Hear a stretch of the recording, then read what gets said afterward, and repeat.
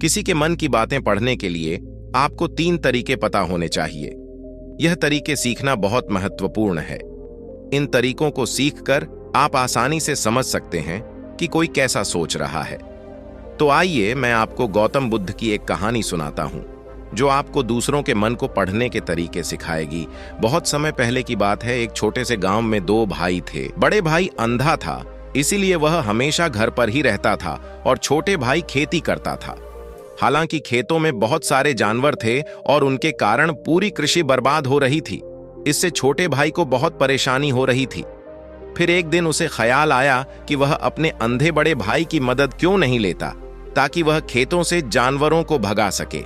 क्योंकि उसका बड़ा भाई अंधा था, वह खेत में बैठकर जानवरों की आवाज सुनते ही उन्हें डरा सकता था। इस तरीके से हमारी कृषि बच सकती थी। इस सब कुछ सोचने के बाद उसने अपने खेत में एक छोटा सा झोपड़ा बनाया और अपने अंधे भाई को उसमें रखा। उसने उससे कहा, भाई, अगर तुम किसी जानवर की आवाज सुनो तो जोर से चिल्लाओ और जानवर यहां से भाग जाएंगे। इससे हमारी फसलें बच जाएंगी। बड़ा भाई अपने छोटे भाई के विचार से सहमत हो गया और खेत में बैठने लगा। जब कभी उसे किसी जानवर की आवाज सुनाई पड़ती, वह तुरंत जोर से चिल्लाने लगता और जानवरों को डरा कर भगा देता। वे कई दिनों तक यह अभ्यास जारी रखते हैं। एक दिन एक हिरण उनके खेत में दौड़ रहा था और खेत को तोड़कर भाग गया। हालांकि एक राजा भी वहां था। राजा का ध्यान अंधे भाई पर गया और उनसे पूछा, क्या तुमने यहां एक हिरण देखा है? जवाब में अंधे भाई ने कहा, मैं अंधा हूं, मैं कैसे हिरण देख सकता हूं? पर मैं तुम्हें इतना बता सकता हूं कि मेरी खेत से जो जानवर भाग गया है वह आपकी पीछा करने लायक नहीं है। आप अपना समय बर्बाद कर रहे हैं। उस अंधे के शब्दों से चौंका हुआ था। उसे आश्चर्य हुआ कि अंधा यह कैसे कह सकता है कि जो हिरण मैं ढूंढ रहा हूं वह पीछा करने लायक नहीं है। तब राजा ने अंधे से कहा, क्या तुम मुझसे झूठ नहीं बोल रहे? एक और तुम कहते हो कि तुम अंधा हो और दूसरी ओर तुम यह दावा करते हो कि वह जानवर जो यहां से भाग गया है मेरे पीछे पड़ने के लायक नहीं है। फिर अंधा भाई ने कहा, ओ राजा, वह प्राणी जिसे तुम हिरण समझ रहे हो वह वास्तव में हिरण नहीं है। वह एक मादा हिरण है और मेरे ज्ञान के अनुसार वह गर्भवती है। मैंने कभी सुना नहीं है कि कोई राजा एक गर्भवती मादा हिरण की शिकार करता है। इसलिए मैं तुम्हें यह कह रहा हूं कि वह तुम्हारे पीछे पड़ने के लायक नहीं है। तुम्हें उसकी पीछा करने में अपना समय बर्बाद नहीं करना चाहिए। यह सुनकर राजा और भी हैरान हुआ। मन की बातों को पढ़ने की कला उसे समझ में नहीं आया कि अंधा यह कैसे जान सकता है कि वह गर्भवती मादा हिरण है।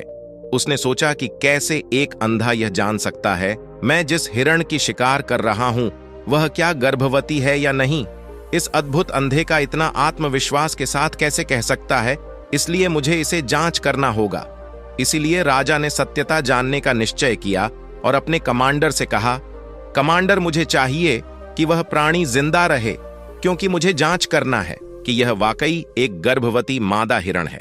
यह अंधा आदमी इतनी आत्मविश्वास के साथ कह रहा है और मुझे यह सुनिश्चित करना है। जाओ और जांच कि क्या वह एक गर्भवती मादा हिरण है। राजा के आदेश पर कमांडरों ने हिरण को जांच करने के लिए चला गया। कुछ समय बाद जब वह लौटे तो राजा से कहा, राजा, यह अंधा आदमी पूरी तरह से सही कह रहा है। वह वाकई एक गर्भवती मादा हिरण है। इस सुनकर राजा हैरान हो गया। उसे समझ में नहीं आया कि यह अंधा आदमी कैसे जान सकता है कि वह गर्भवती मादा हिरण है। राजा के मन में कई सवाल उठे। आखिरकार राजा ने इस पर पूरी तरह से समझौता करने का निश्चय किया और अंधे से कहा, सुनो, मुझे यह नहीं पता कि तुम सचमुच अंधे हो या नहीं, लेकिन मैं तुमसे एक सवाल पूछने आया हूं। क्या तुम मेरे सवाल का सही जवाब दोगे? जवाब में अंधे ने कहा, राजा, आप मुझसे जो भी पूछना चाहेंगे मैं आपको सच्चाई से जवाब दूंगा। राजा ने कहा, देखो, एक और तुम कहते हो कि तुम अंधे हो और दूसरी तरफ तुमने मुझे कहा कि मैं जिस जानवर की मैं पीछा कर रहा था, तुम कहते हो कि वह गर्भवती मादा हिरण है और साथ में तुम्हें यह भी पता लगता है कि तुम्हारे खेतों में जानवर कब आते हैं और कब जाते हैं। तुमने यह सब कैसे अनुमान लगाया? तब अंधा आदमी ने समझाया, सर, जब आप उस मादा हिरण की पीछा कर रहे थे तो उसकी गति और दौड़ते हुए आवाज से ही मुझे पहले से ही समझ आ गया था कि यह हिरण है और मेरी खेत की बांध काफी छोटी थी। उसकी ऊंचाई ज्यादा नहीं थी। अगर यह सामान्य हिरण होती तो वह आसानी से उस बांध को पार कर सकती थी, लेकिन वह हिरण ने उस बांध को तोड़कर भाग लिया था और यदि वह बांध पार करने की कोशिश करती तो उसके संतान को खतरा होता। इसलिए मुझे समझ में आ गया कि वह गर्भवती है। इस व्याख्या को सुनकर राजा अंधे के विशेष ज्ञान और कौशल को देखकर चौंके हुए हैं। वह समझता है कि यह व्यक्ति अंधा होने के बावजूद अनु की जानकारी और क्षमताओं से संपन्न है। राजा इसका लाभ उठाने का निश्चय करता है और अंधे से एक और सवाल पूछता है। राजा कहते हैं, तुम बुद्धिमान हो और तुम्हारी कई बातों की गहरी समझ लगती है।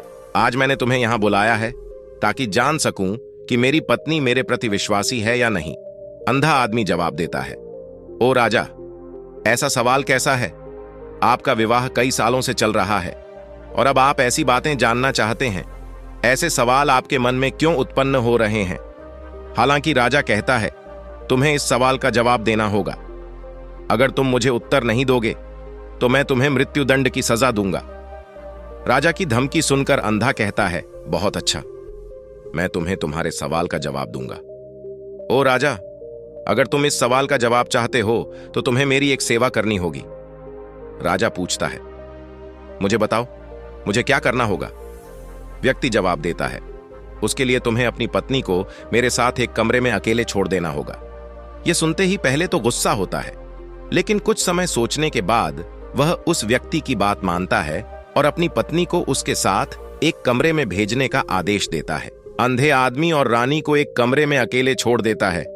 उस समय अंधा अपनी बात कहते हैं, मुझे तुम्हें छूना है।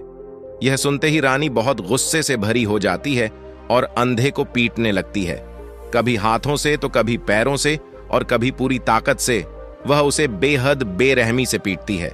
बाद में किसी तरह अंधा अपनी जान बचा लेता है और राजा के पास जाता है।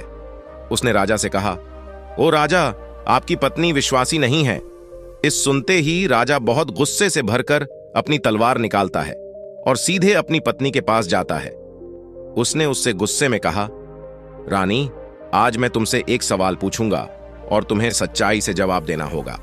अगर तुमने झूठा बोला तो मैं तुम्हारा सर तुरंत अलग कर दूंगा। उसने पूछा, मुझसे कहो, क्या तुम विश्वासी हो या नहीं?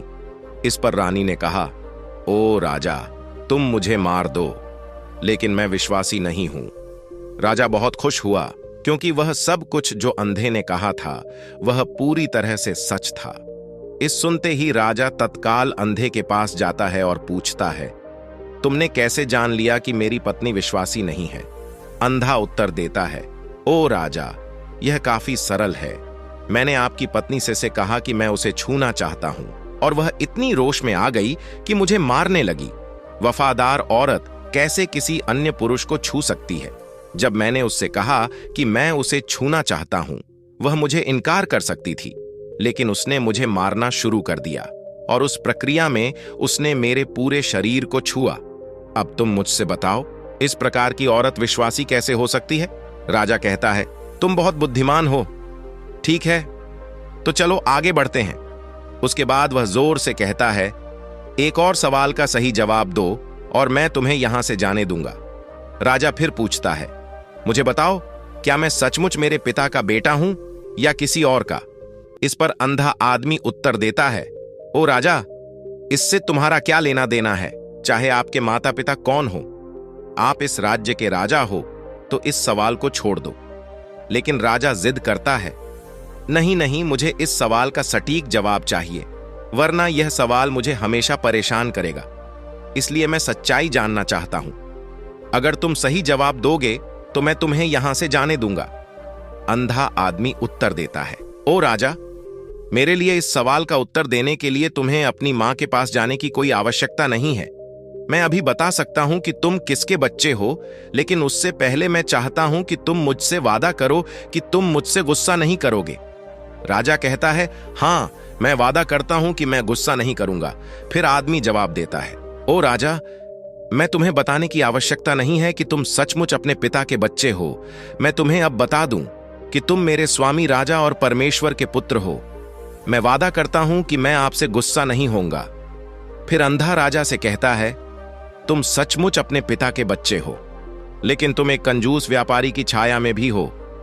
यह सुनते ही राजा बहुत खुश हो जाता है और तत्काल अपनी मां के पास जाता है। उससे कहता है, मां कृपया मुझे सच बताओ, क्या मैं सचमुच अपने पिता का बच्चा हूं या किसी अन्य का? अगर तुम मुझे सच नहीं बताओगी तो मैं यहां ही अपनी जान दे दूंगा। मुझे सच बताओ क्या है?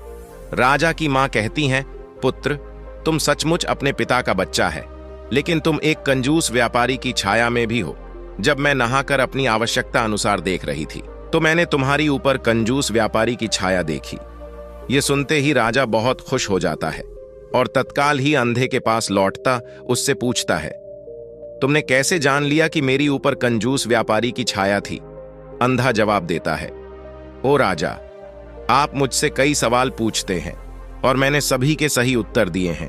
अगर आप कोई अन्य राजा होते तो मैंने अब तक कई पुरस्कार प्राप्त कर लिए होते, लेकिन आपने मुझे कुछ नहीं दिया। मैंने अब तक एक भी पैसा नहीं लिया है। इसी से मैंने अनुमान लगाया कि आप बहुत कंजूस हैं। यह सुनकर राजा हंसते हुए कहता है, जो भी तुम मांगो मैं जरूर दूंगा, लेकिन मुझे बताओ, तुम कैसे जान लेते हो क्या सही है और क्या गलत, और तुम इतने सटीक और निष्कलंक उत्तर कैसे दे सकते हो? अंधा आदमी कहता है, ओ राजा, मैं प्राकृतिक रूप से अंधा हूं। अगर मेरी आंखें होती तो मैं किसी के विचारों को आसानी से समझ सकता। मन का अपनी भाषा होती है और इस भाषा को किसी के शरीर की क्रियाओं में देखकर समझा जा सकता है।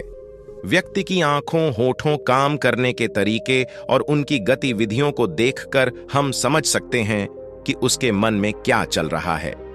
इस पर आधारित हम किसी की विचारों को जान सकते हैं, लेकिन मैं अंधा हूं, इसलिए मुझे क्रियाओं के माध्यम से जानना पड़ता है। अगर मुझे कुछ जानना होता है तो मैं अगले व्यक्ति को कार्य सौंपना पड़ता है, देखना होगा कि वह कैसे काम करता है और उसके आधार पर मैं समझ सकता हूँ कि उसके मन में क्या चल रहा है। इस सुनते हुए राजा पूछता है, क्या इसका मतलब है कि मैं भी किसी के विचारों को जान सकता हूँ? इस पर अंधा आदमी कहता है, बिल्कुल, आप भी किसी के विचारों को समझ सकते हैं, लेकिन उसके लिए आपको पहले अपनी आत्मा पर काम करना पड़ेगा, और वह काम है अपनी मानसिकता को शांत करना, अपनी मानसिकता को वर्तमान में लाना। इसके लिए आज मैं आपको 3 तरीके बताऊंगा और यह 3 तरीके बहुत ही सरल और आसान है, लेकिन राजा, इससे पहले आपको एक चीज करनी होगी।